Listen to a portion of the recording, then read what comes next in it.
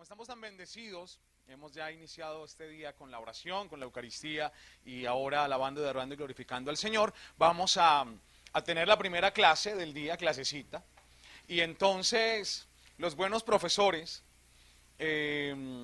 siempre recuerdan lo que se dio la última clase, lo que vimos ayer. Y entonces quiero preguntarles, cuando definíamos qué es el primer amor, ¿qué dijimos? Dijimos que no era un sentimiento. Dijimos, el primer amor no es un sentimiento. Entonces, ¿qué es? Es una relación. Y dijimos que en esa relación hay 5 realidades que toda relación de primer amor debe llevar consigo. ¿Cuáles son esas 5 realidades? El primer amor es bondad, es muy bueno. Tov meod, muy bueno. Después dijimos que el primer amor es fidelidad. Ya estoy aquí, perdieron el examen. Fidelidad. Lo segundo que dijimos es que el primer amor es fidelidad. Y lo tercero es libertad. 4, justicia. Y por último, misericordia. Misericordia. Esencialmente esa fue la primera clase que tuvimos definiendo qué es el amor primero. Pero después dimos un segundo paso con una clase que no estuvo tan buena como la primera, pero estuvo buena. No, mentiras, muy buena.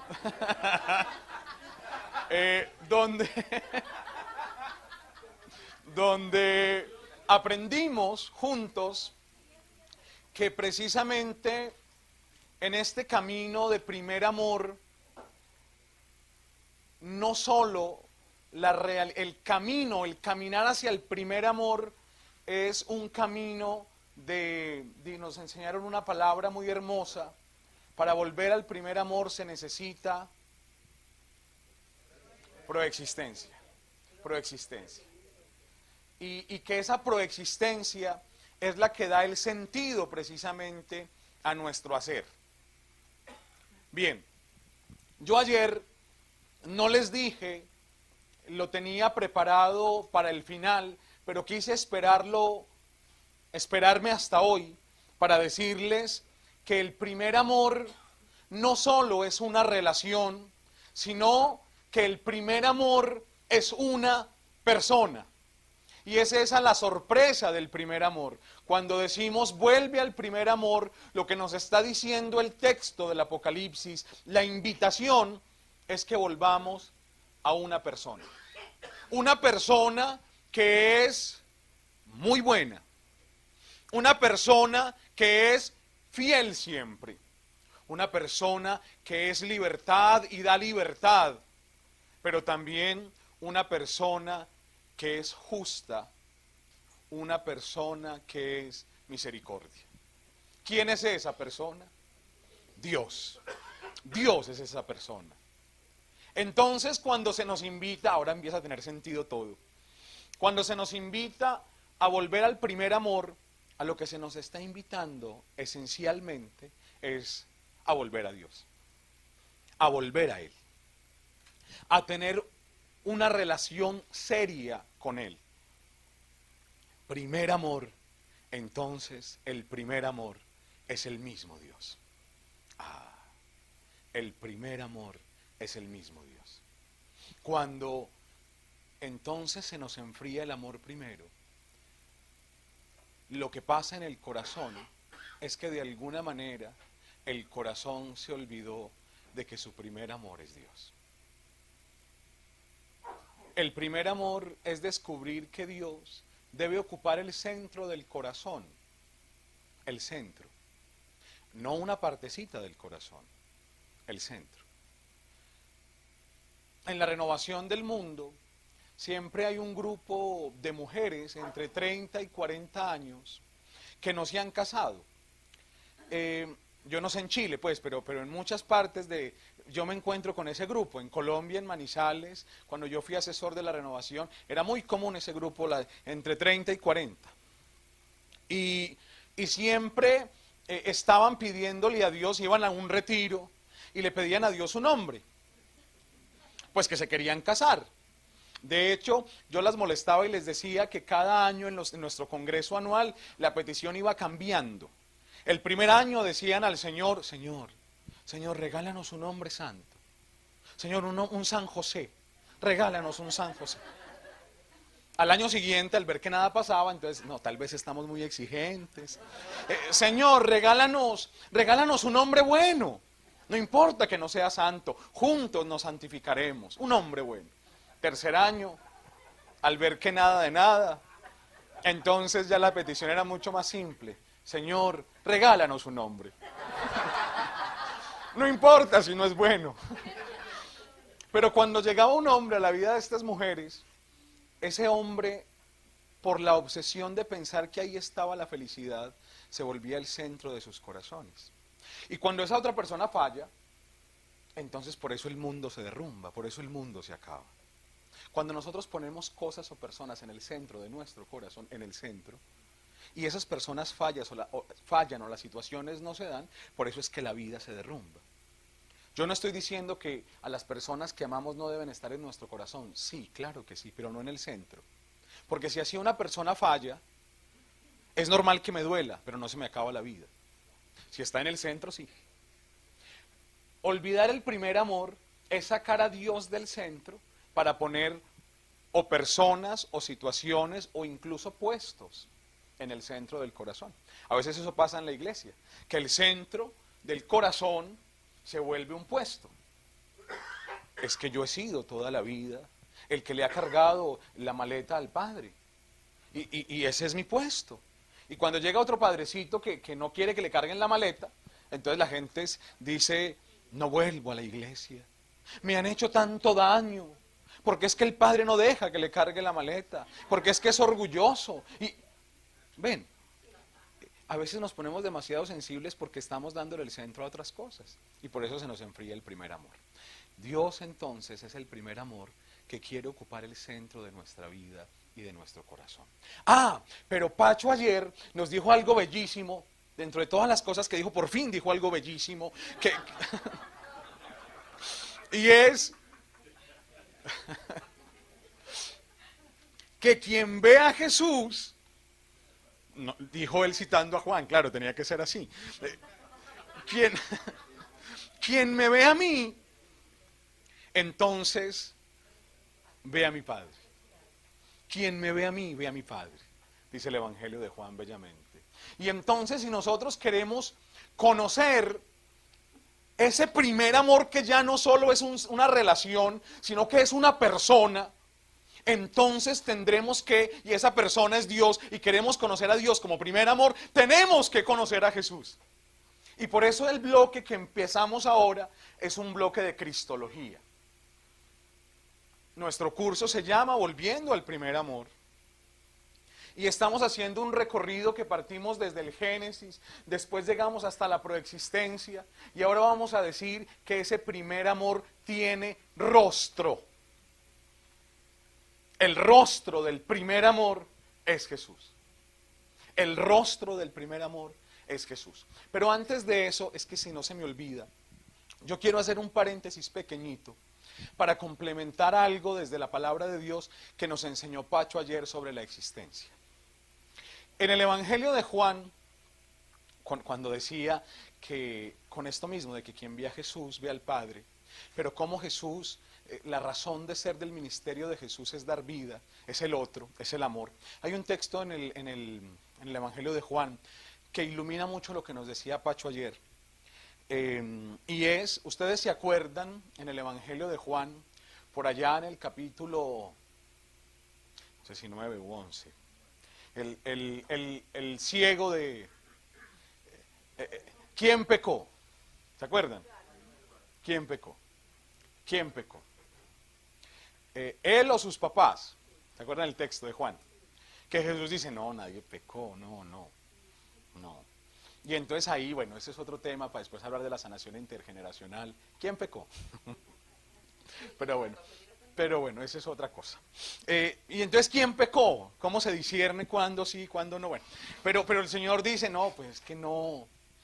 Y Jesús lo sana. ¿Se acuerdan? Pero es que el ciego no conoce a Jesús. En el Evangelio de Juan, esto es clasecita de Biblia, los milagros más importantes, nadie de los involucrados los pide, como que lo piden, sino que Jesús los da sin que nadie lo pida. Este es un claro ejemplo.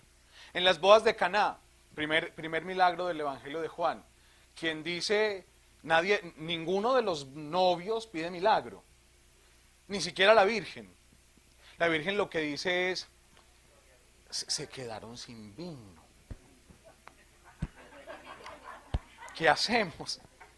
Sí, pero no dice, claro, porque lo más fácil era decirle a Jesús, Jesús, nos quedamos sin vino y usted se trajo a esos apóstoles, amigos suyos, que no estaban invitados, y eso beben. Claro, mire a ver cómo recoge entre todos esos y vuelve y trae vino. Claro, esa es la solución práctica. Pero María, no, en el Evangelio de Juan los milagros grandes no los pide, y este ciego está ahí. Y él no dice Jesús, no conoce a Jesús. No conoce a Jesús. Y entonces se forma un lío, ese texto es bellísimo, porque se forma un lío terrible por la sanación que hace, pero el gran lío es porque Jesús sana un sábado. Jesús sana en sábado. Y entonces llaman a los papás del ciego, y entonces tú lo conoces, y al pobre ciego lo van a expulsar de la comunidad, de hecho lo expulsan, y entonces, bueno, eso se forma. Pero la síntesis, lo que les quiero enseñar es, sabemos que a Jesús, sobre todo en el Evangelio de Juan, Jesús es muy perseguido porque hace milagros en sábado. ¿Por qué hace milagros en sábado?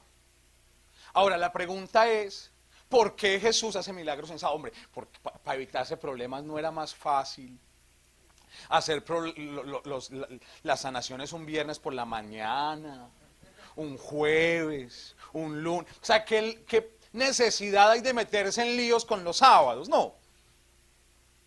Nosotros los padrecitos, que los domingos tenemos tantas cosas, hombre, uno dice, no, vení, padre, dirección espiritual. Hombre, pero ¿cómo venís el domingo? Hombre, no es que tengo 5 misas. Vení el lunes, vení mañana. O sea, es lo normal. ¿Por qué Jesús, en el Evangelio de Juan, insiste tanto en hacer esos grandes milagros en sábado? La respuesta tiene que ver con la proexistencia que nos enseñó el insigne profesor de ayer de la tarde. Para el pueblo judío, para la mentalidad judía, hay 2 cosas de las cuales Dios nunca descansa. En el Génesis dice que Dios el 7º día lo santificó, que es sábado, el Shabbat, y lo santificó y es el día de descanso. Pero los judíos tienen muy claro que hay 2 cosas por las cuales, o de las cuales más bien Dios no descansa. ¿Cuáles son esas 2 cosas para los judíos? Eso es mentalidad judía. Hay 2 cosas de las cuales Jesús no descansa. Uno, Dios no descansa de llamar a la vida. ¿Qué es eso? ¿Qué es llamar a la vida? De morirse. O sea, la gente se muere los sábados, por muy judío que sea. O sea, la gente se muere los sábados. Hay gente que se muere los sábados. Y entonces un judío no dice, ay, me estoy muriendo, pero es sábado, me toca esperar hasta mañana domingo. No, si se murió, se murió. Si le tocó el sábado, le tocó el sábado. Y los judíos saben eso. Y 2, los sábados Dios no descansa de dar vida. ¿Qué es eso? Los sábados también nacen niños. Y cuando llegó el momento, la judía no puede, la señora judía no dice, ay no, yo cierro las piernas, no, es Shabbat, no pueden hacer hoy, no puede. No. Si el niño se vino el sábado, ¿qué hacemos? Se vino el sábado. Y los judíos saben que Dios no descansa de eso. Dios no descansa de dar vida ni de llamar a la vida. Pero esas dos cosas son una sola realidad, que es realidad de vida. Morirse es ser llamado a la vida. Y nacer, pues es iniciar la vida. ¿Ven? Entonces es una realidad de vida, una sola cosa. Entonces, ¿de qué no descansa el Padre Dios en el Shabbat? ¿Dios de qué no descansa? De dar vida. De dar vida. ¿Ok?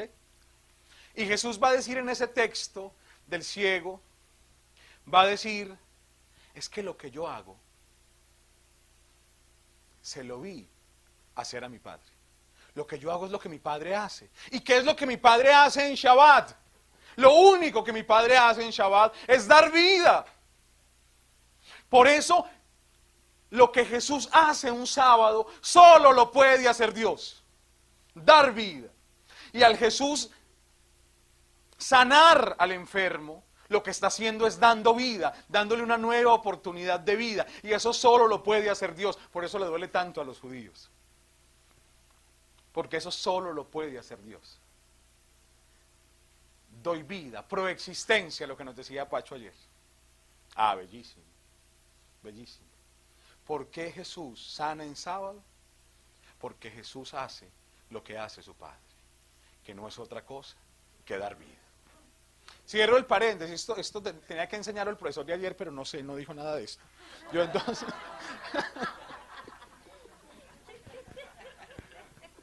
Mentiras. Que el biblista soy yo y él es el teólogo pastoral, entonces por eso estamos divididos, ahí nos complementamos. Bien, pero volvamos a nuestro tema.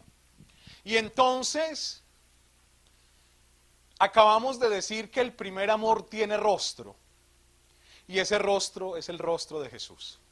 Porque quien ve a Jesús, ve al Padre, ¿no? Ahora, en esta clasecita de esta mañana, la primera de hoy, vamos a descubrir quién es Jesús. Pero quién es Jesús a la luz de la palabra de Dios. Y vamos a ver 4 rostros de una misma persona, o 4 características de la personalidad de una misma persona, más bien. 4 características, 4 realidades de la personalidad de Jesús, porque si estoy diciendo que el primer amor es una persona que tiene rostro, pues conozcamos ese rostro. ¿Y dónde vamos a conocer ese rostro? En los evangelios. En los evangelios. Clasecita de Biblia chiquitica. En los evangelios nacen por necesidades comunitarias.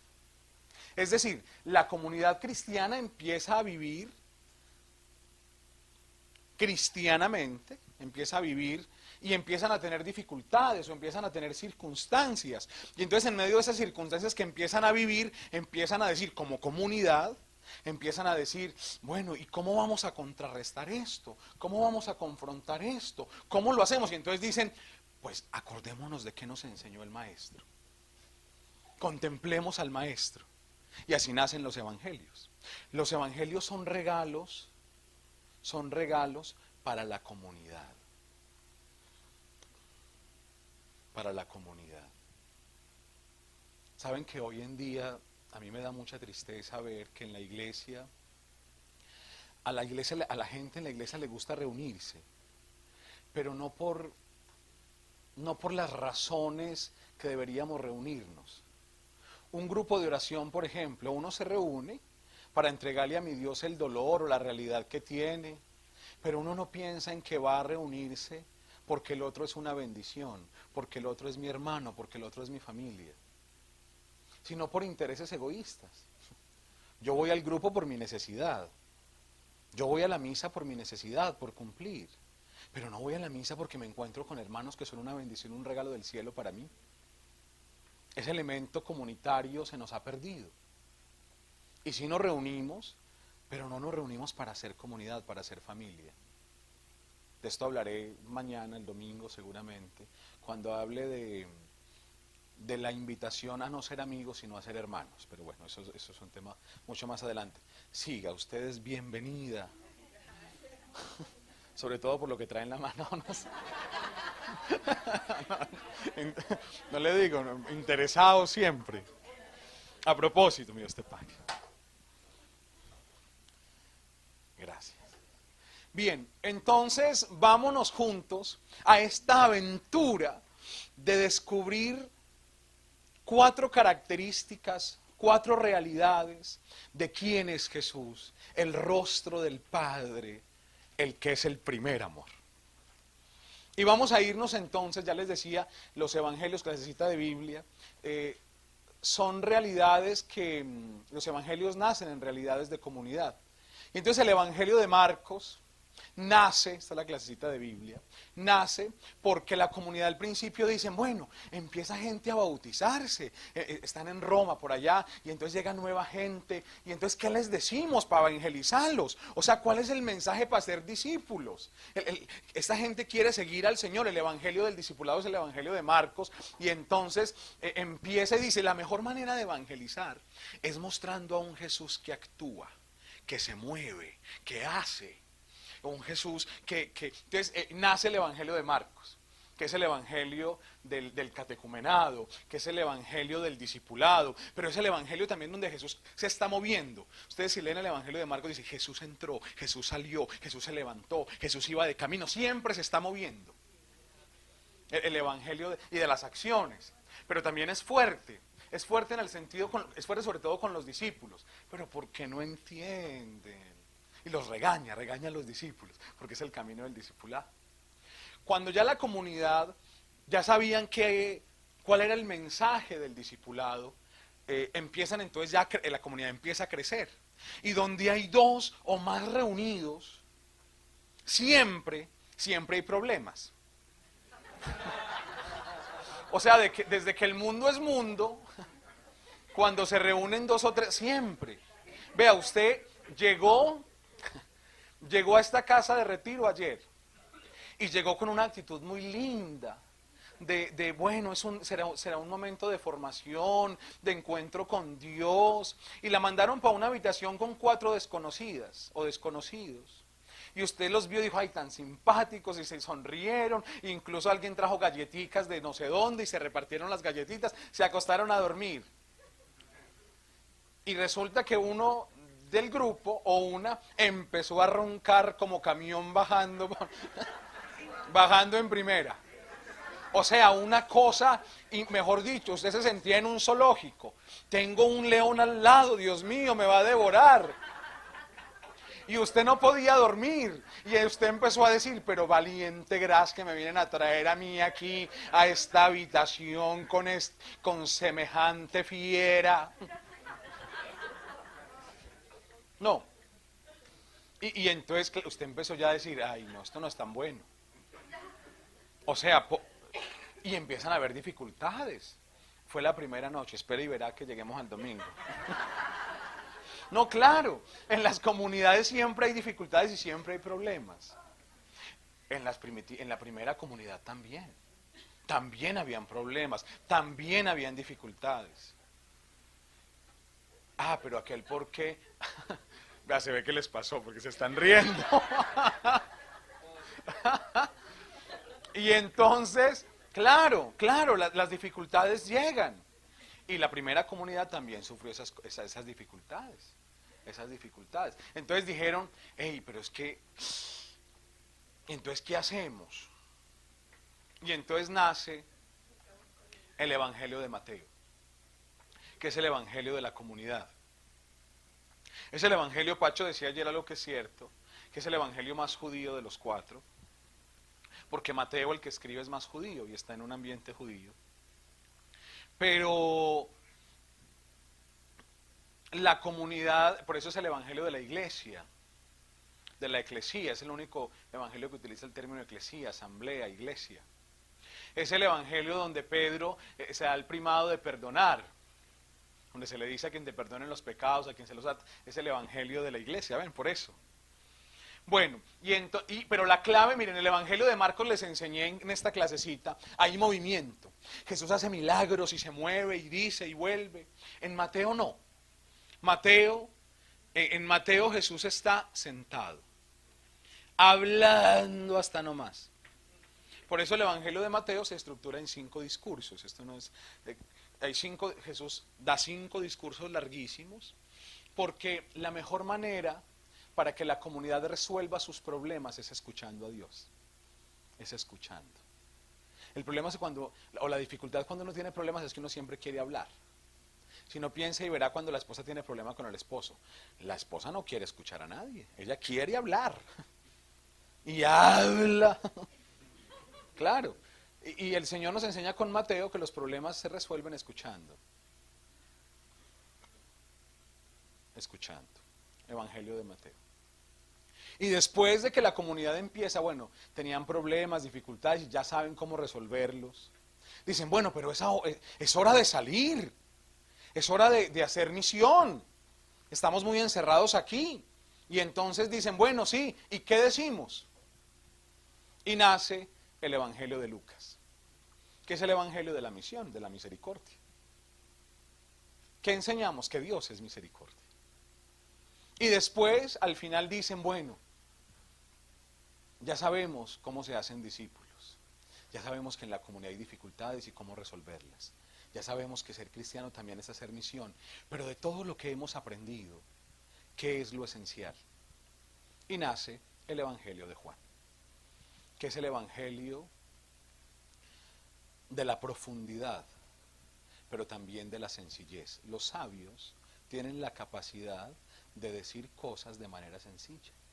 No se inventan palabras como proexistencia y esas cosas. No, absolutamente no.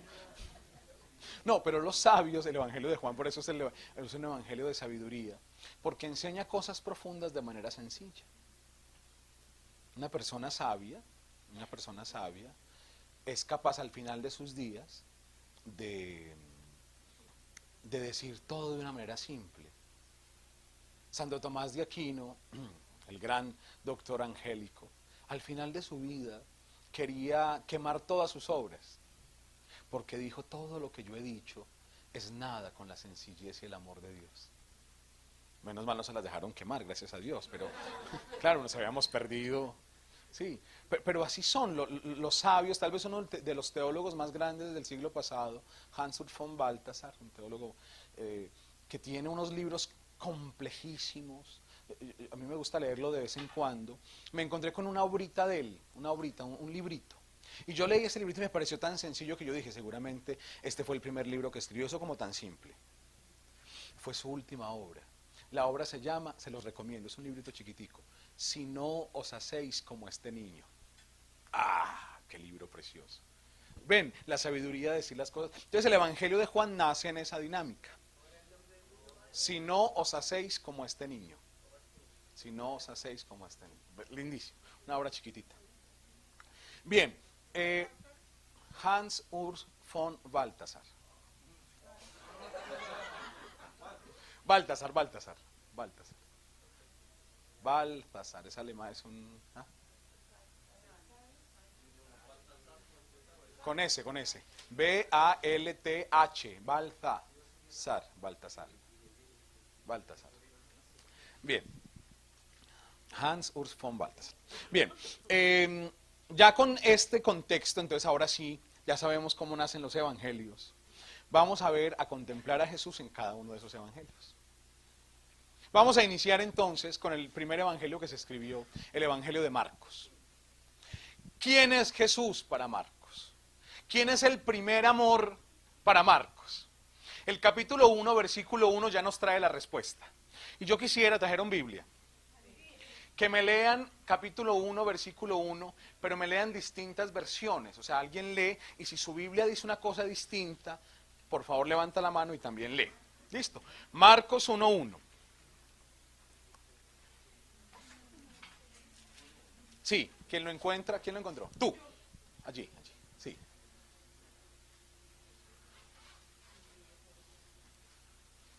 Este es el comienzo de la buena nueva de Jesucristo, Hijo de Dios. Bien, perfecto, ya. ¿Alguien en alguna Biblia dice algo distinto? Sí, ¿cómo dice? Comienzo de la buena noticia de Jesús, Mesías, Hijo de Dios. Ah, cambió. Allá era Jesucristo y este es el inicio, aquí es el comienzo y aquí no es Jesucristo, sino que es Jesús Mesías. Ah, ¿alguna Biblia dice algo distinto, la tuya? Comienzo del Evangelio de Jesús, el Hijo de Dios. Ayer a Jesucristo, aquí es Jesús el Cristo y aquí es Jesús Mesías. Ah, hay una Biblia distinta. Sí, ¿cómo dice? Sí, Jesucristo, Hijo de Dios. Muy bien. Sí, tú. Pri- Sí, parecida a esta. Eso es lo que dice principio, no comienzo. Muy bien, sí. Principio del Evangelio de Jesucristo, Hijo de Dios. Principio de Jesucristo. Bien, del Evangelio. Ya no dice buena nueva, sino que dice Evangelio. Bien, les voy a leer en griego. Ah, no, es que yo no me aprendí una palabrita nomás, como ayer el que dijo una palabrita jamartía. No, yo puedo leer. Dice, muy bien, lo tiene, muy bien. Dice, arge, dice, leo despacito. Arge, tu, evangeliu, Jesucristo, Juiu, Ceu. El texto empieza diciendo arge, arge. Arge es principio, es principio. Pero no es el principio, porque no tiene artículo. No es el comienzo del evangelio, no. Dice arge sin artículo. O sea, principio. Yo no sé, cuando ustedes estudiaron filosofía, por allá hace muchos años algunos, seguramente les enseñaron, cuando uno empezaba a ver filosofía le decían, al inicio de la filosofía la primera pregunta era, ¿cuál es el origen de las cosas? Y entonces los griegos se preguntaron por el origen de las cosas, y esa pregunta era por el arjé de las cosas. El principio de las cosas. Y entonces unos dijeron que el principio de las cosas es el agua. Otros dijeron que el principio de las cosas es el fuego. Otros dijeron que el principio de las cosas era el devenir. ¿Se acuerdan? Con Heráclito, con Parménides. ¿Se acuerdan? Eso se ve en filosofía de primaria. Y entonces, cuando un griego habla de arjé, está hablando no solo del inicio de las cosas, sino de dónde vienen las cosas. ¿De dónde vienen las cosas? Entonces, cuando el Evangelio de Marcos, estamos contemplando a Jesús, va a decir arjé, principio, inicio. ¿El principio de qué? ¿De dónde viene? ¿De dónde vienen las cosas? ¿De dónde vienen? Y después dice, tu evangeliu. Entonces dice, principio del evangelio. Pero no solo del evangelio, sino que está diciendo que la razón de ser del evangelio es lo que viene después a continuación, en la siguiente frase. No sé si me hago entender. Es decir, que no solo está narrando una historia que dice el evangelio comienza aquí, que es como nosotros entendemos y traducimos. En griego también, eso lo está diciendo, pero además en griego lo que está diciendo es que el principio del evangelio, la razón de ser del evangelio, la esencia del evangelio, es lo que viene a continuación. Jesús. Jesús. Entonces, para Marcos, ¿quién es Jesús?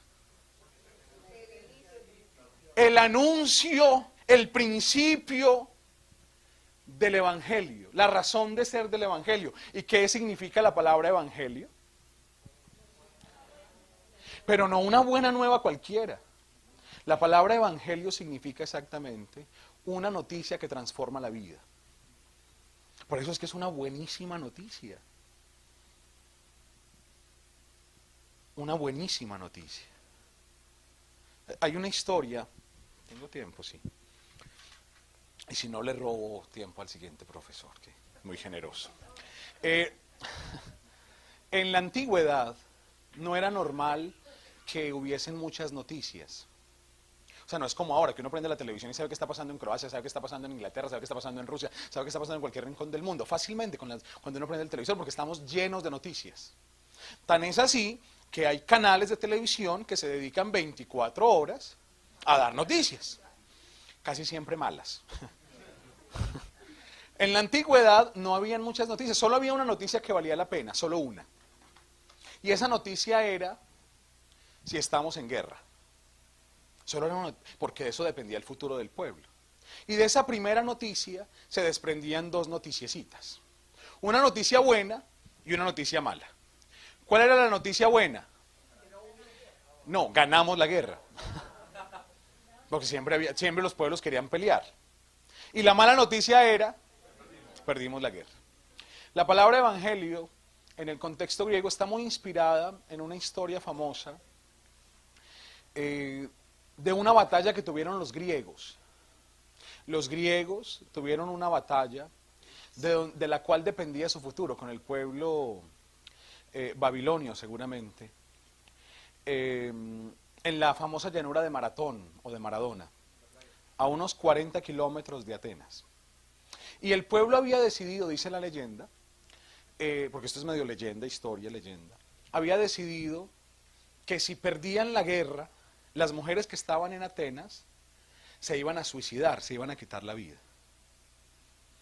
Y no solo eso, sino que iban a matar a sus hijos.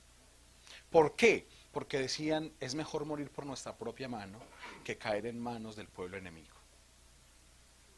Y entonces, claro, era una batalla donde estaba el futuro del pueblo griego. Las mujeres estaban en la plaza expectantes a esperar la noticia. Habían encargado a un hombre que estaba en batalla, pero que también tuvo que pelear, para que trajera la noticia. El nombre del hombre era, mire qué nombre lindo, Filipides. Filipides Bermeo, no, Filipides. Filipides era el encargado de dar la noticia. Al final de la batalla, una batalla sangrienta donde murieron muchos griegos, Filipides, herido por la batalla, cansado por la batalla, sale corriendo 40 kilómetros sin descansar, o un poco más. Y no se detuvo, y no se detenía, ¿por qué? Porque había una noticia que dar. Cuando llega, cuenta la leyenda, llega a la plaza central de Atenas, las mujeres están expectantes. Filipides llega cansado, y en medio de su cansancio, Filipides levanta las manos y dice, ganamos, la victoria es nuestra. Cuenta la leyenda que en ese instante Filipides cayó muerto por las heridas de la guerra y porque corrió sin descansar, porque había una buena noticia que dar, una noticia que cambiaría el futuro de aquel pueblo griego. Eso es evangelio. Una noticia por la que vale la pena dar la vida. Una noticia por la que uno corre sin descansar, porque cambia el futuro del pueblo. Es una buena noticia que cambia la trayectoria, que cambia la vida. Entonces Marcos va a decir, Arge Evangelium, el principio de la buena nueva, la razón de la buena nueva, o está diciendo el arjé, el principio, el inicio de todo esto es Jesús. Clasecita de griego. En griego, no como en español, existen casos. En español eso no existe. Ejemplo, uno en español dice,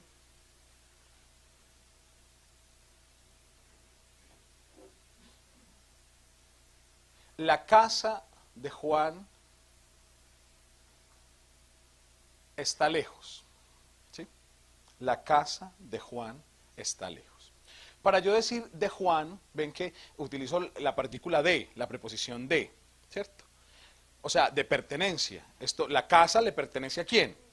A Juan. Y para eso utilizo el de.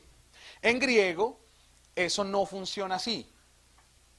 Es decir, para decir la casa de Juan, yo tengo que decir casa, pero de le doy la terminación e, digamos como si fuera en español u, pero es e, digamos en nuestra lengua. Y entonces tendría que ponerle a Juan una partícula para decir, al final, como una letrica más, para decir el caso, que realmente pertenece a. Entonces le pondría poner una E, por ejemplo, entonces sería la casa de Juané. Ven, eso se llaman los casos, es decir, que tiene que tener, las palabras cambian al final su terminación para indicar precisamente el caso en el cual está. Nosotros no tenemos esa manera de hablar, ¿no? No existe, en español no existe. En griego y en latín sí, se llaman los casos. Y entonces en griego, lo que yo les acabo de leer, por eso es que les leí en griego, no para chicanear, sino para poder explicar mejor, dice, arge tu evangeliu. Y ese, mire, tu evangeliu, ven, la terminación es igual, porque es el mismo caso, ven, tu evangeliu, ven, sí, es que no tengo cómo escribir, sí, se escucha, ¿no? Ese caso es genitivo, se llama así, genitivo, se llama genitivo. Y genitivo puede significar varias cosas, puede significar, ya les voy a explicar más y va a ser muy claro, puede significar pertenencia. Yo digo, el agua del padre Jaime. Usted que se la quiere tomar, no, es mía. ¿No? De pertenencia, ¿no? Pero genitivo también puede significar igual. Es decir, inicio del evangelio de Jesucristo. Entonces, si yo digo de Jesucristo, es que el evangelio le pertenece a Jesús, ven, pertenencia. Pero también puede significar un igualito. Entonces puedo decir, el evangelio ese igualito es como si fuera, es Jesús. Con otro ejemplo del Nuevo Testamento voy a ser mucho más claro. Cuando yo digo la palabra reino de Dios, ¿qué significa?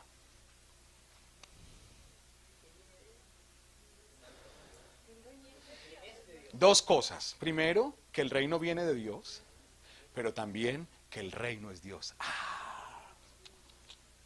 La gloria de Dios está en este lugar. ¿Qué es la gloria de Dios? ¡Dios! Genitivo. Lo que pasa es que para nosotros, cuando uno dice de, siempre está pensando en la pertenencia, pero no piensa en el segundo significado. Por eso es que es importante a veces estudiar los textos bíblicos en su lengua, ¿no? Es por eso. Entonces, para Marcos, ¿quién es Jesús? Ah, bellísimo. Jesús es la buena noticia. Ven, genitivo. Igualito. Principio del evangelio. ¿Qué es Jesús? Pero Jesús no solo es el evangelio. Bellísimo, lo vamos a ver en el evangelio de Juan también, porque también empieza diciendo arge. Jesús también es el principio. Jesús es el evangelio, pero Jesús también es el principio. Entonces, ¿quién es Jesús según el evangelio de Marcos? Jesús es la buena noticia. Jesús es el principio. Por eso es que es el primer amor. Porque el amor transforma la vida. Por eso es que es amor primero. Cuando uno está enamorado, uno ve distinto. Uno camina distinto. Uno sonríe distinto. Uno come distinto. Claro. Piensa y verá, usted la invitó a comer. Hombre. Usted devora lo que sea y come hasta con la boca abierta. Usted le invitó a comer por primera vez y comió decentemente. No, claro, cuando uno está hasta come distinto. Mira distinto, claro. Sonríe distinto. Piensa y verá, cuando uno es adolescente, la mamá siempre le dice, claro, cuando la primera noviecita que uno tiene, ¿no? La mamá dice, claro, vaya así, corre. La suegra le pidió un favor y uno vaya, hace el mandado, corre, va, vuelve. En la casa de uno no lo hace, pero fuera así. Porque cuando uno está enamorado, hasta servicial se vuelve. Claro. La novia le dice, mi amor, ¿me acompañas mañana al médico? ¿A qué hora salimos? A las 6 de la mañana. Listo, mi amor, ahí estoy. La mamá le dice, mi vida, mañana me acompañas al médico. ¿A qué horas? A las 10. ¿A las 10 de la madrugada? No, yo ahora no. Cuando uno está enamorado actúa de una manera distinta, ¿no? Por eso el primer amor es Jesús, es una noticia que cambia la vida. Jesús es ese amor que nos hace ver distinto. Pero el Evangelio de Marcos, apenas estoy en la mitad del versículo 1, ya se me va a acabar el tiempo, entonces me falta Mateo, Lucas. Y entonces dice, el Evangelio es Jesús, y ahora, segunda parte, y esto es lo más fuerte de Marcos, me quiere presentar y decir quién es Jesús. Ahora me lo va a definir más claramente y me va a decir, Jesús es Jesús Cristo, otra vez genitivo. O sea, no Jesucristo, no Jesucristo, sino Jesús Cristo. ¿Ven? Que es distinto. No Jesucristo. Eso fue una abreviación que nosotros en español hacemos. En inglés también, Jesus Christ. Sí, pero no por unir el título. Pero Marcos le va a dar título a Jesús y va a decir, ese Jesús que es principio, es el Cristo. Es el Cristo. Ahora, yo no sé por qué para nosotros, esto es muy latino, muy nuestro, muy latino, cuando pensamos en Cristo, pensamos inmediatamente en el crucificado, ¿no?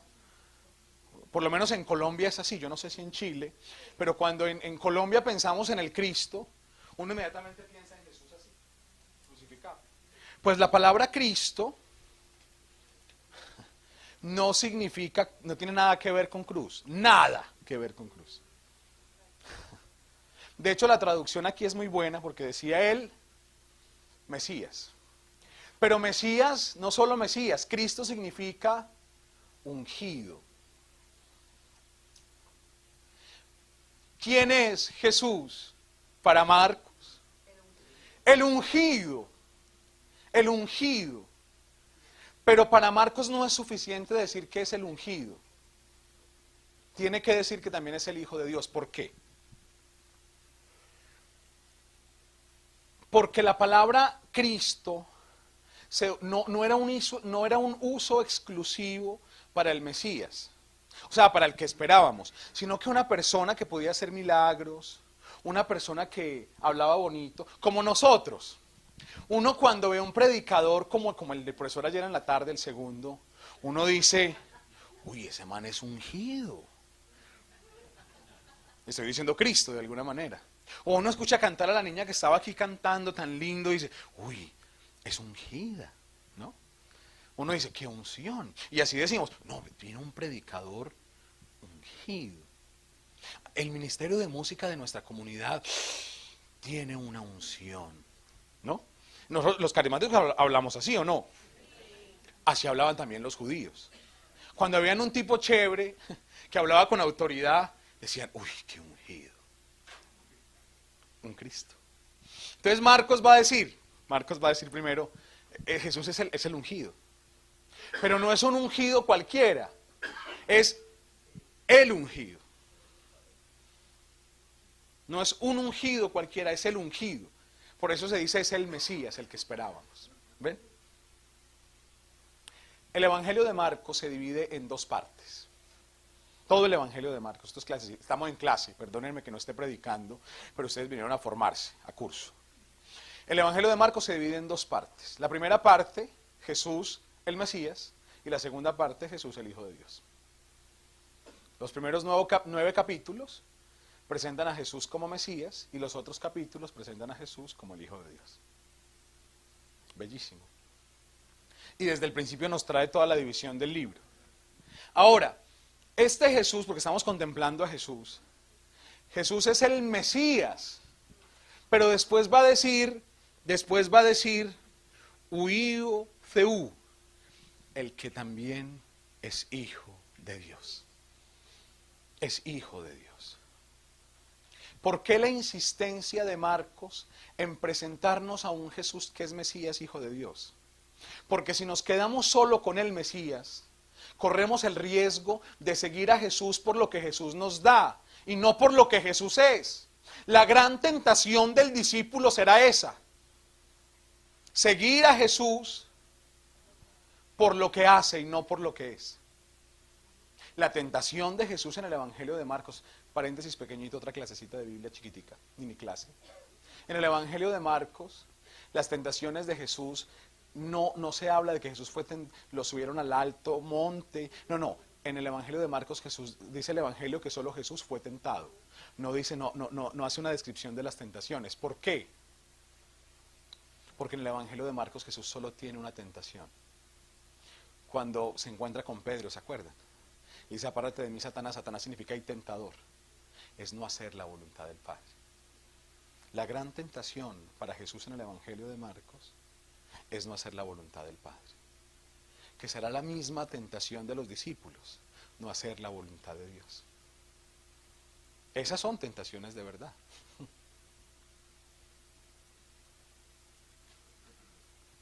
Pero Jesús en el Evangelio de Marcos es hijo de Dios, es el hijo de Dios, porque el discípulo tiene que entender que si yo voy a seguir a Jesús, lo voy a seguir ¿por qué? Por lo que Él es, no por lo que me da.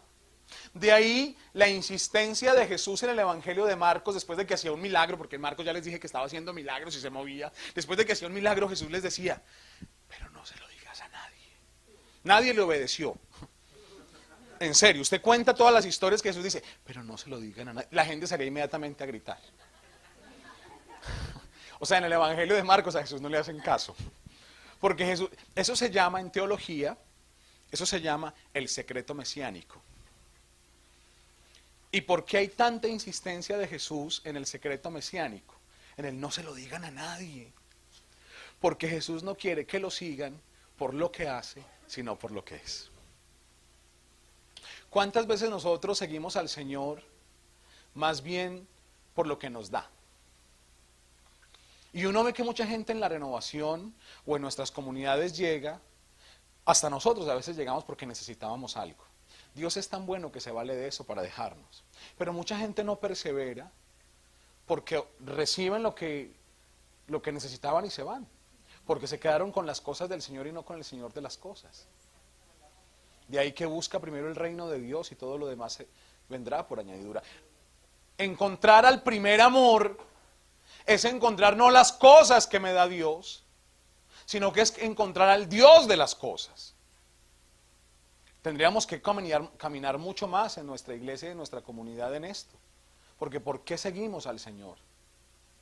Piensen y verá, si dijéramos en la renovación pasa mucho. Congreso de sanación y liberación, hombre, se nos llena el coliseo. Después decimos, congreso de formación, no llega nadie. Claro, aunque usted diga lo mismo en ambos congresos. Claro. A veces es mucho más llamativo seguir a Dios por lo que me da, por los dulces que me da. Y me pierdo del Señor. Para Marcos entonces, ¿quién es Jesús? El que es primer amor, el que tiene rostro del Padre. Es Arjé, es buena noticia, es el ungido, pero sobre todo es el Hijo de Dios.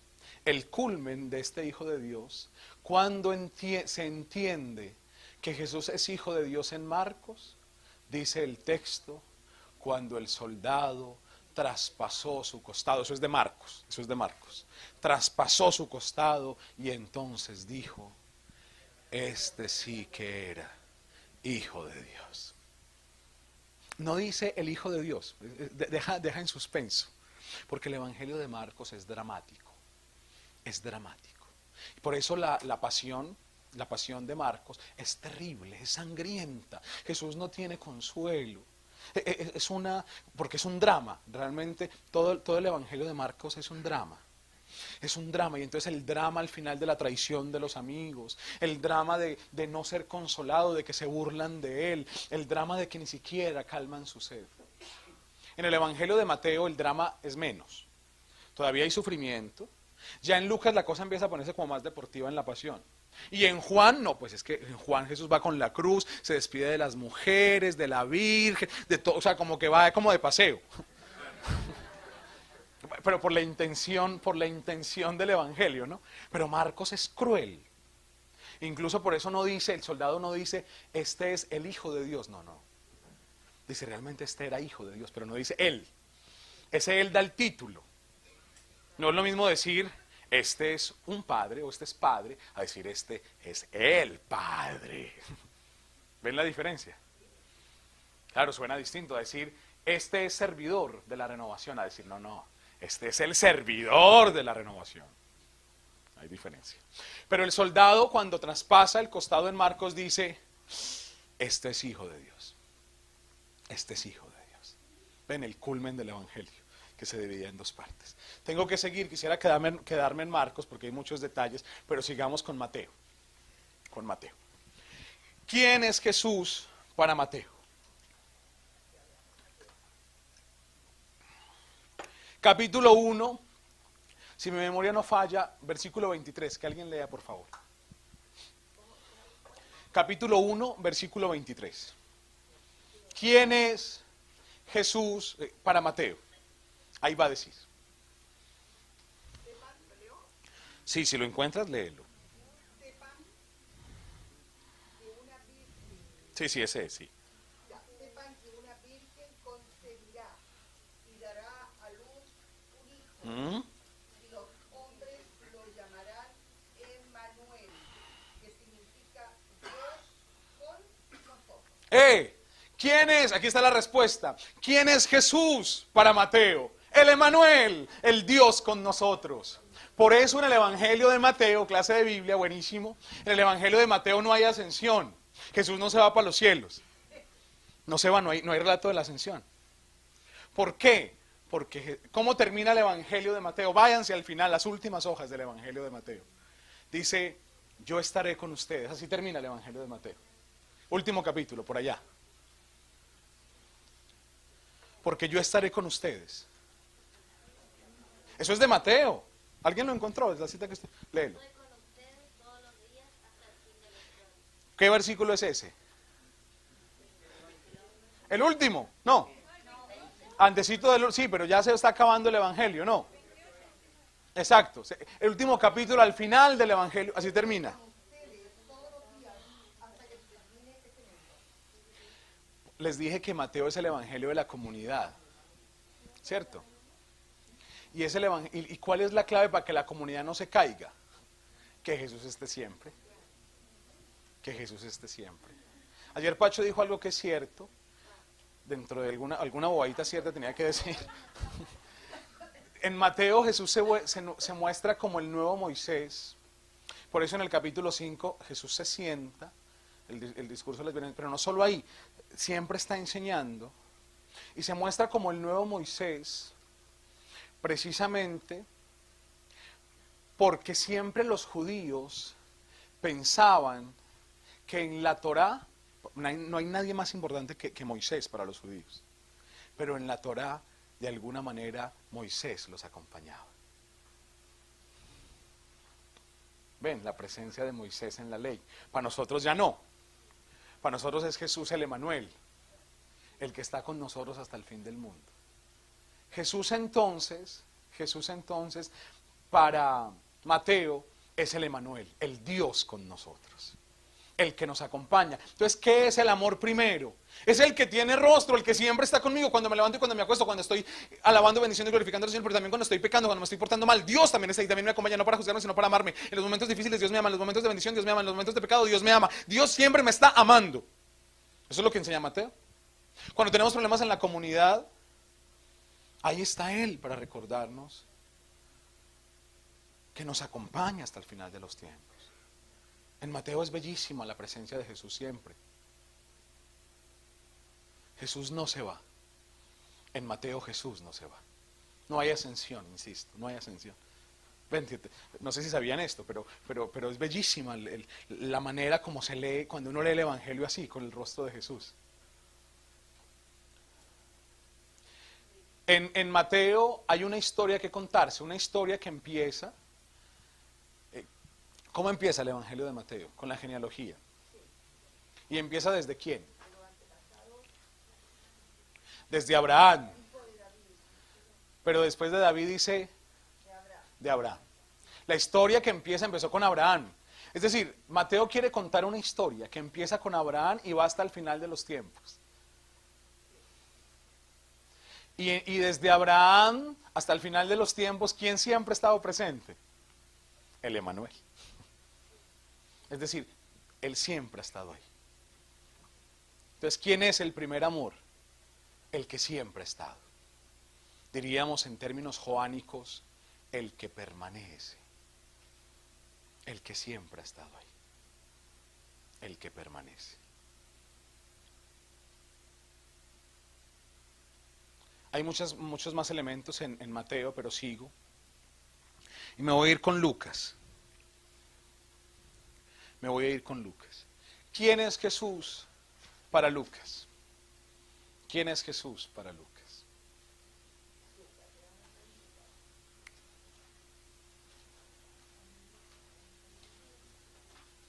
Yo les decía que en los discípulos de Emaús ayer se puede leer todo el Evangelio de Lucas, ahí está presente.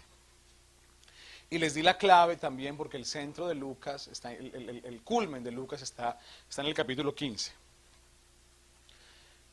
Y tenemos que decir que para Lucas Jesús es misericordia. Jesús es misericordia.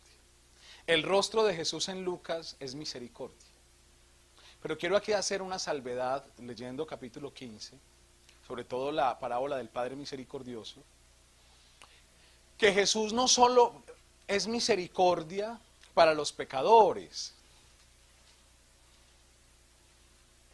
sino que también es misericordia para los fariseos. Que es lo bello, o sea, no solo, el papá no solo es papá del hijo menor,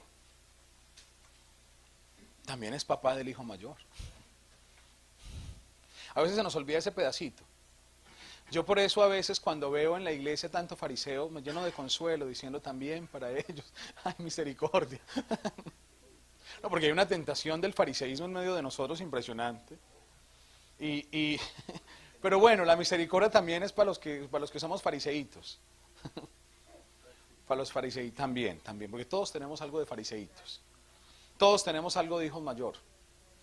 O sea, es consuelo cuando uno se siente que mi Dios lo perdona de todos sus pecados. Piensa y verá, cuando usted llegó a la renovación, que usted era un pecador empedernido, mucho más que ahora. Y usted llegó y se confesó después de muchos años o después de un tiempo, y se encontró con el Señor, hizo esa confesión. Usted sintió el abrazo del Padre Misericordioso, ¿no? Han pasado 10 años después de eso, 15 años, 20 años. Ahora usted es coordinador de su comunidad. Ahora usted es del otro bando. ¿Cuántas veces cuando llega otro que quiere servir y que llega y dice, y apenas empezó, y entonces usted dice, no, así no, tiene que tener un proceso? ¿A este porque lo van a dejar? Todavía le falta. No suena como al hijo mayor. Y viene ese hijo tuyo. Fariseitos. Hay un texto muy bello en Marcos, pero que se aplica aquí con esto que les estoy diciendo. ¿Se acuerdan el texto del paralítico? Léanlo en clave de discipulado, para saber qué tipo de discípulos existen. Sería otro retiro. Dice, pero yo les adelanto, dice que mucha gente llegó a la casa y algunos se pararon en la puerta.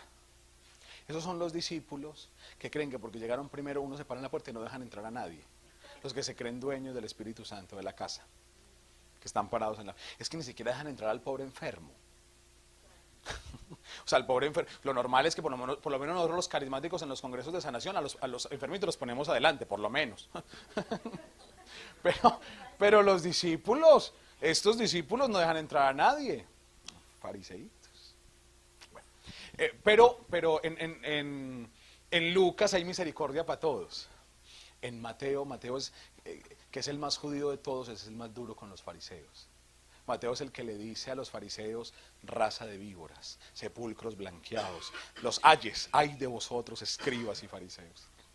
Mateo, el más judío también. Pero en Lucas es muy chévere, es muy lindo, porque Jesús es misericordia, es la misericordia del Padre, pero no solo con los pecadores. El texto de Lucas 15 me impresiona, a mí, porque yo a veces me he sentido hijo mayor. Yo entré al seminario a los 16.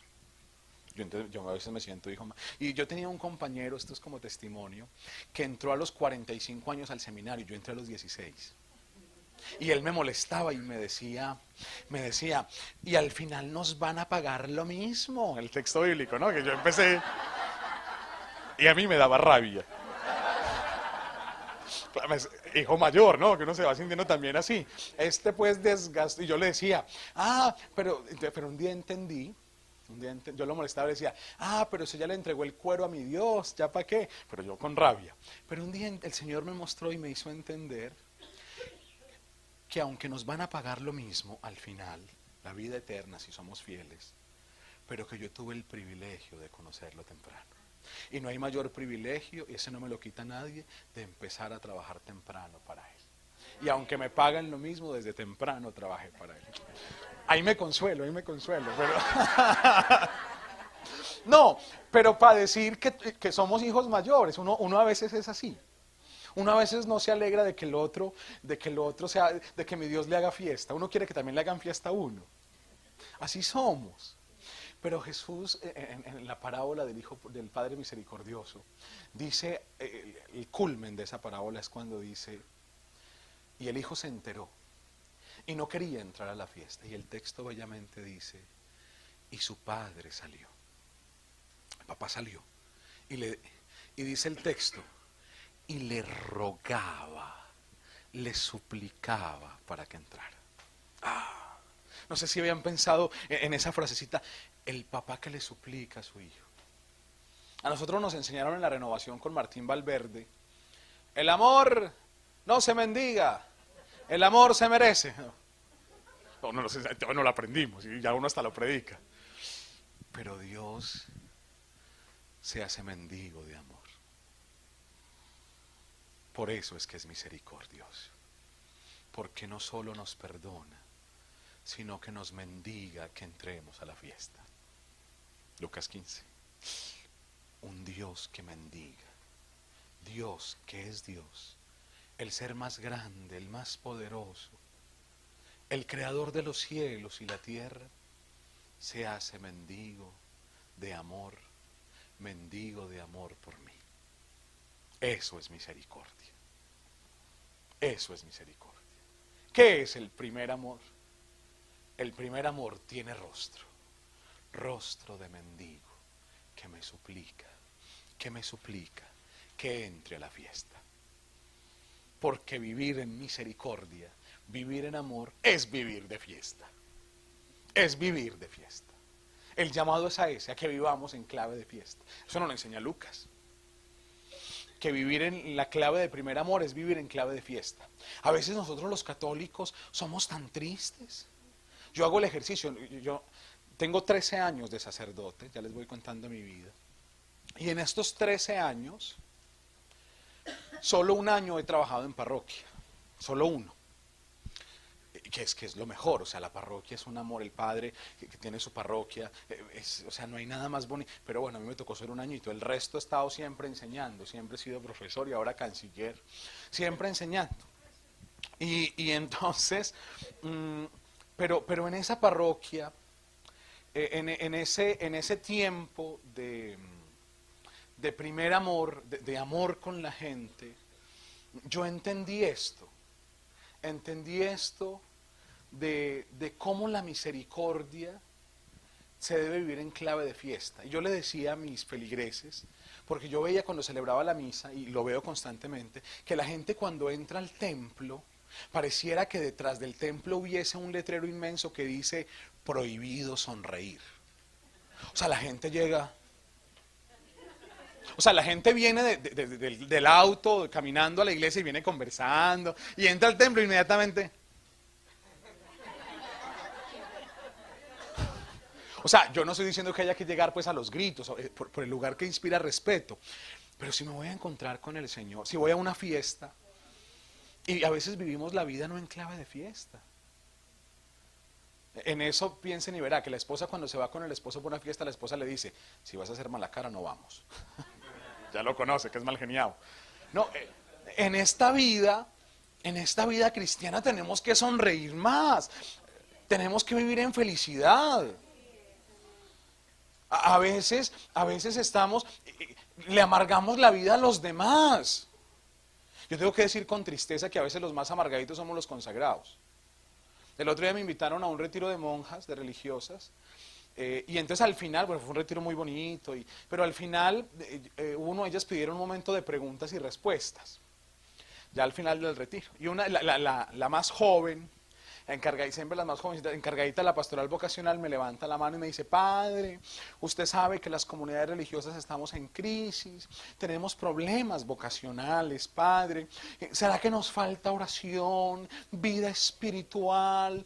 Padre, ¿usted qué recomienda a esta comunidad? Ahora, aprovechando que todo, yo no sé si las mujeres hablan así, las colombianas sí, aprovechando que estamos todas aquí reunidas, ¿por qué no nos exhorta desde la vida espiritual cómo entonces abrir las puertas de nuestra congregación a nuevas vocaciones? Ya pues me hizo un discurso solemne y yo le dije: hermana, yo solo tengo un consejo.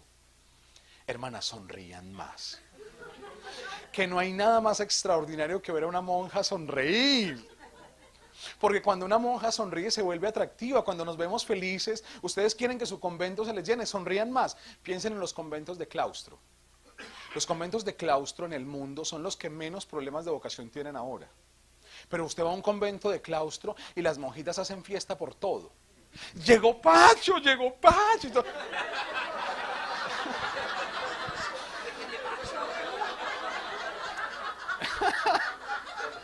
Y la superiora corre y todas se abra y todos quieren ver a Pacho. Se alegran con cualquier tontería, es decir, pero porque viven la vida en clave de fiesta. Y no, eso es santidad, créanme. Yo creo es en esa santidad, en la santidad que celebra la existencia y celebra la vida, celebra al otro. En la alegría de saber que no estamos solos, que caminamos juntos. En la alegría de saber que tenemos problemas, pero Dios nos lleva en sus brazos. En la alegría de saber que tengo hermanos en mi comunidad, con los cuales también tengo que sufrir, tengo que llorar, pero que son una bendición en mi caminar. A los cristianos nos falta vivir en clave de fiesta. Lucas lo que nos está diciendo es eso. Que habrá fiesta. Miren que Lucas siempre en las parábolas de Lucas 15 habla de fiesta. Y entonces encontró a la oveja perdida, hizo fiesta, se alegró.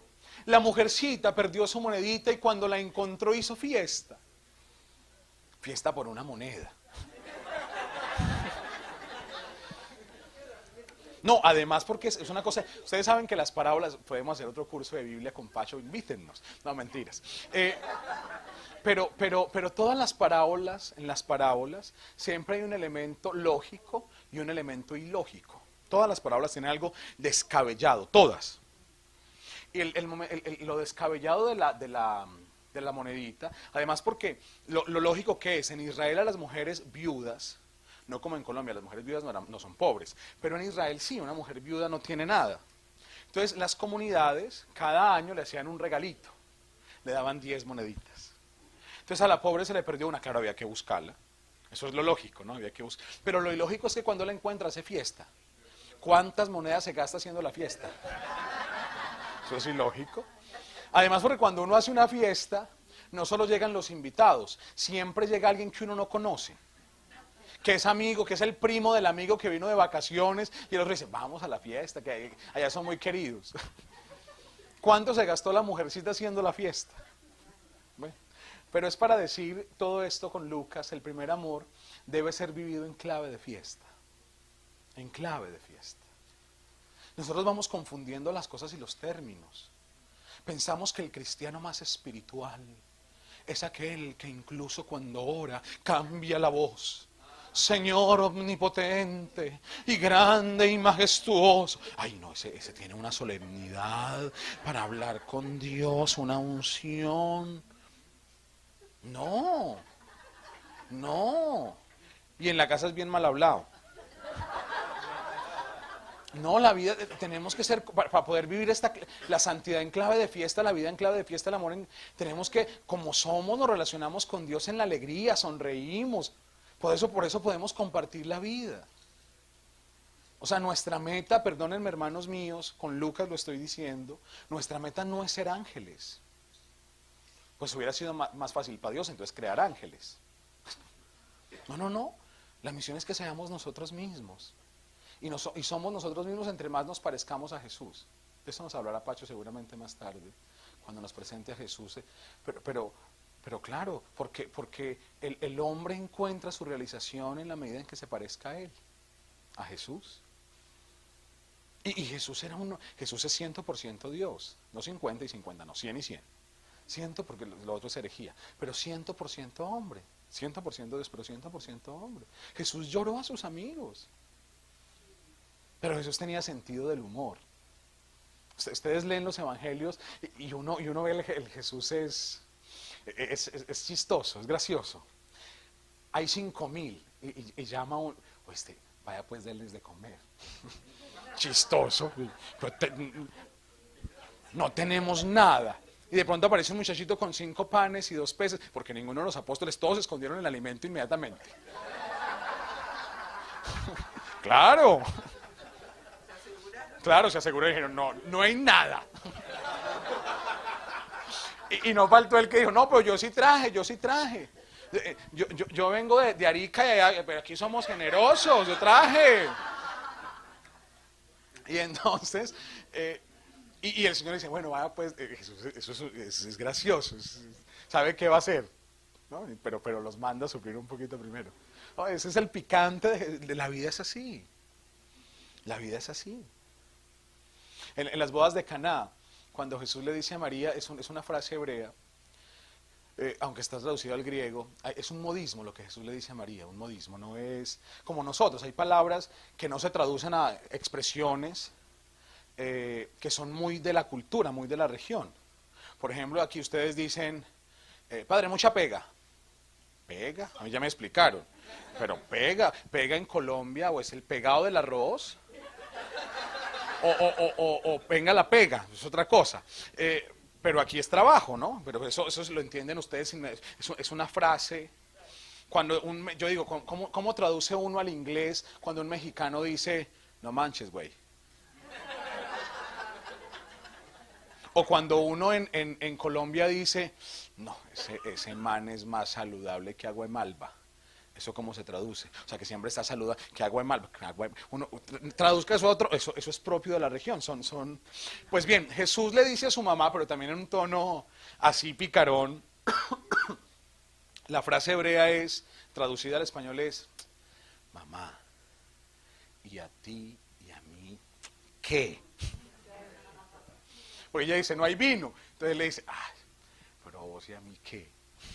Es una frase muy hebrea para decir, ay, pues eso no nos toca a nosotros. Bueno, pero es el chiste del Jesús, ¿no? Del Jesús cercano, del Jesús que quiere que vivamos en clave de fiesta. En clave de fiesta, en clave de alegría.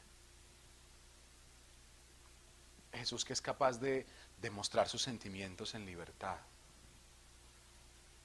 La fiesta es esa, es poder expresar sus sentimientos. Bien, Juan. Hasta ahora estamos contemplando entonces a Jesús en los evangelios. Me quedan 5 minutos. Sobre todo Juan, me quedó faltando, casi nada. La culpa la tiene Pachi.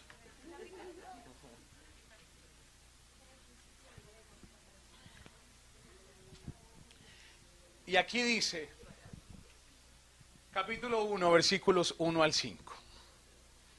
Pero me voy a quedar solo en el capítulo 1, para mostrar quién es Jesús. Dice, en arjé, en jologos, en arjé, en jologos. Utiliza la palabra en arjé, ya hay una preposición. Pero no utiliza, no le pone artículo al principio. Es como uno en español dice, en griego también, uno diría en el principio, pero no utiliza la palabra, no utiliza el artículo el, sino que dice en principio. En un principio. No, pero sí, su Biblia puede decir en el principio o al principio, pero en griego dice en arjé, o sea, no dice al ni el, sino que dice en. Si yo traduzco esto literal, la traducción es en principio. Y eso me recuerda al Génesis 1, cuando dice Bereshit bara Elohim. Bereshit bara Elohim. Bereshit bara Elohim. En el principio. Bereshit bara Elohim. En el principio. Así empieza el libro del Génesis. ¿Cómo empieza el libro de Juan? En principio. En principio. La diferencia con el Génesis es que utiliza el artículo. Bereshit. Bereshit. Bereshit. Bereshit bara. Bereshit bara.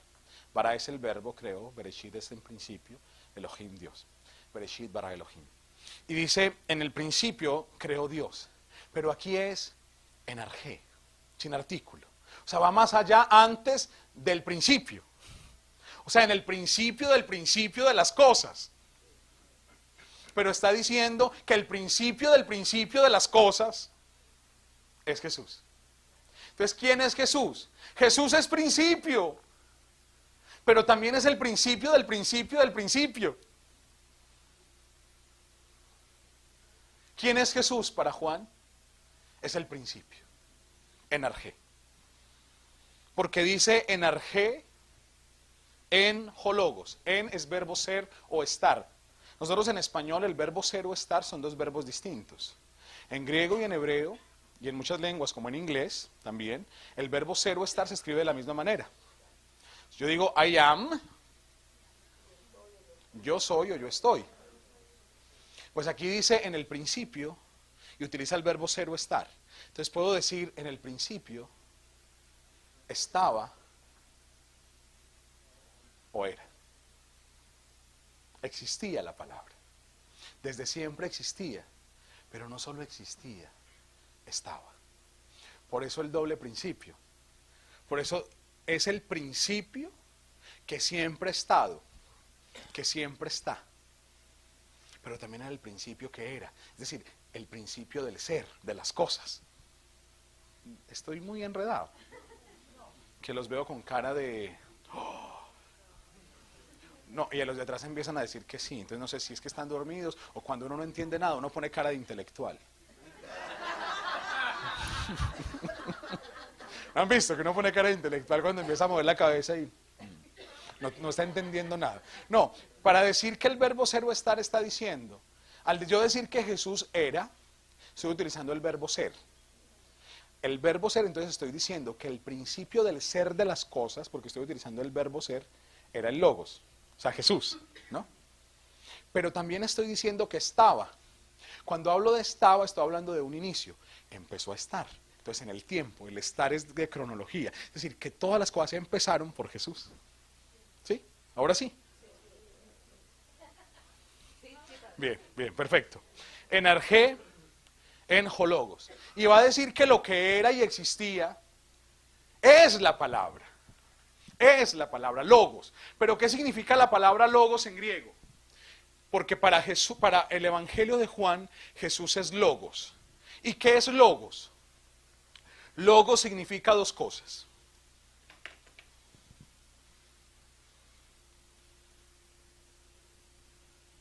Logos significa proyecto.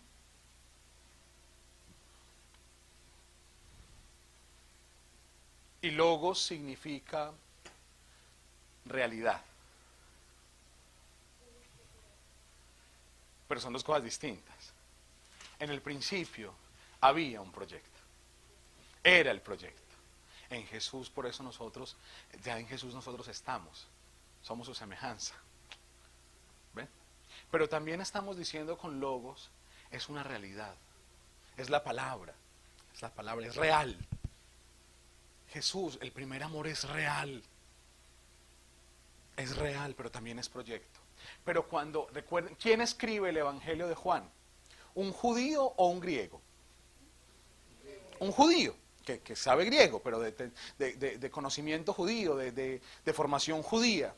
Y para un judío, logos, no se dice logos, porque no hablan griego. En logo, el equivalente en hebreo para logos es dabar, dabar, dabar. Otra palabrita en griego, dabar. Devarim, palabras, devarim, haelech. Dabar, dabar, Salud. Dabar, palabra, palabra. ¿Y qué es dabar para un judío? Bellísimo. ¿Qué es dabar para un judío? Dabar para un judío no es solo palabra, no es solo la palabra. El dabar es esto.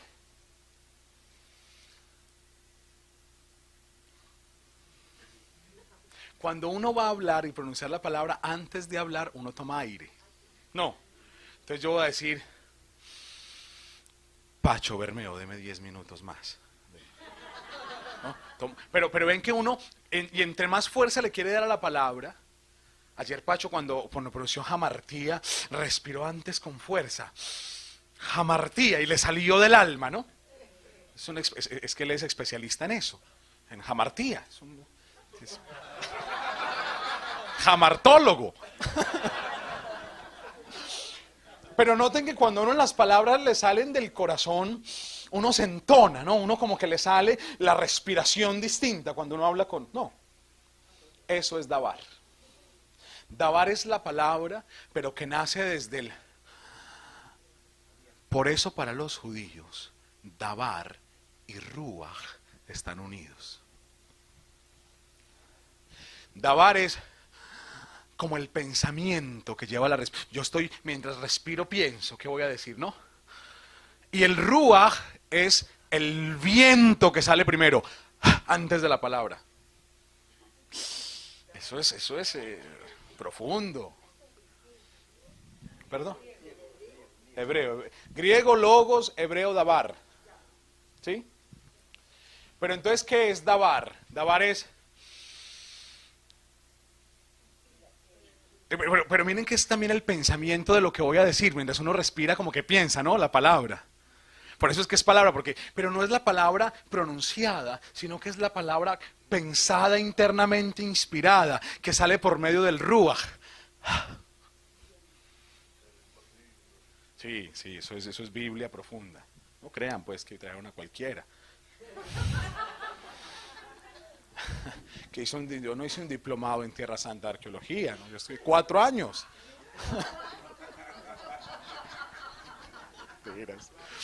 Como ven, de los fariseos soy el primero.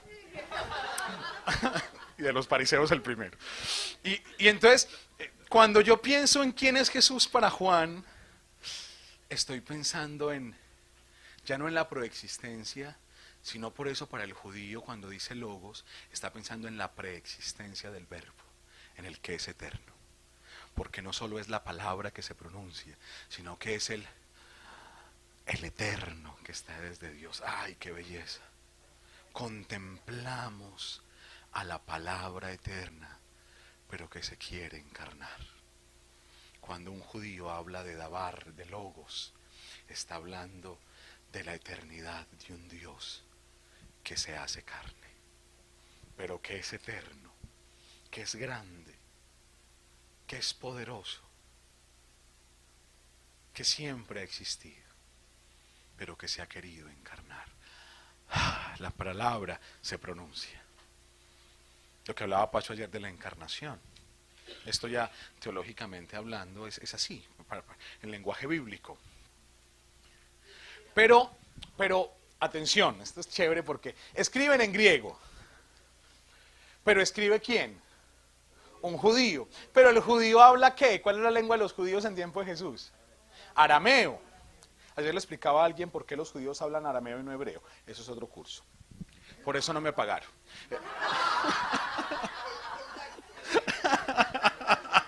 Mentira. No es por tiempo, es por tiempo. Y entonces... Porque hay razones porque no hablan hebreo sino arameo. No, es sencillo. Porque ellos se van, el reino de Judá, ¿se acuerdan? El reino de Judá se va al exilio no por los asirios, sino por los babilonios. Y en Babilonia hablan arameo. Y entonces les toca aprender el arameo y empiezan a hablar siempre en arameo. Esa es la razón. Cuando regresan al territorio israelita, ellos rezan en hebreo, pero siguen hablando arameo. Listo, fin de la conversación. En el cheque, ¿dónde está? Aumentan esta... Bien, pero entonces volvemos, escriben en griego, un judío, pero que habla arameo. ¿Y cómo se dice en arameo? Pacho, vos lees griego. medio sabes palabritas en hebreo, pero arameo no sabes nada. Y entonces en arameo, claro que íbamos, yo sé que lees griego, sé que sabes palabras en hebreo, pero de arameo sí. En arameo, en arameo logos se dice memra, memra. Entonces cuando un judío está hablando de logos, está pensando en dabar, pero también está pensando en memra. Y memra, ¿qué es memra? Ya memra no es, no, memra es acción. Entonces, ¿qué es Jesús? Jesús es logos, proyecto y realidad. Jesús es dabar y Jesús es memra. Jesús es acción. Jesús es el que actúa. Todo eso en el versículo 1 me queda y no puedo avanzar más porque el tiempo se acabó. Medio versículo de Juan 1:1.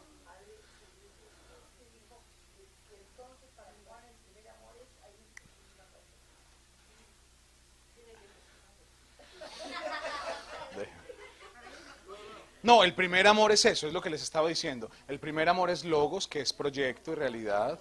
El primer amor es dabar, que es...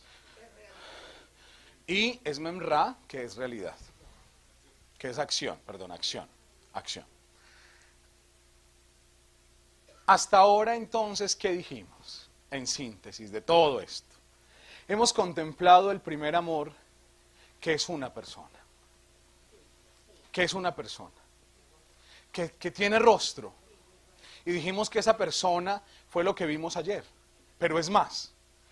Porque lo que vimos ayer fueron características de Dios.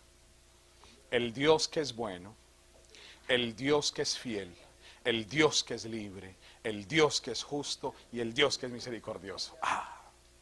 Y ahora dijimos, ese Dios que tiene esas características, tiene rostro. Y el primer amor por eso es persona. Y es Jesús. Y dijimos que Jesús es la buena noticia que transforma la vida, el principio, que es el Mesías y el Hijo de Dios, es el Emanuel, es misericordia y es el Logos. Hasta ahí entonces, la contemplación a la luz de la palabra de este primer amor que tiene rostro y se llama Jesús. Muchas gracias.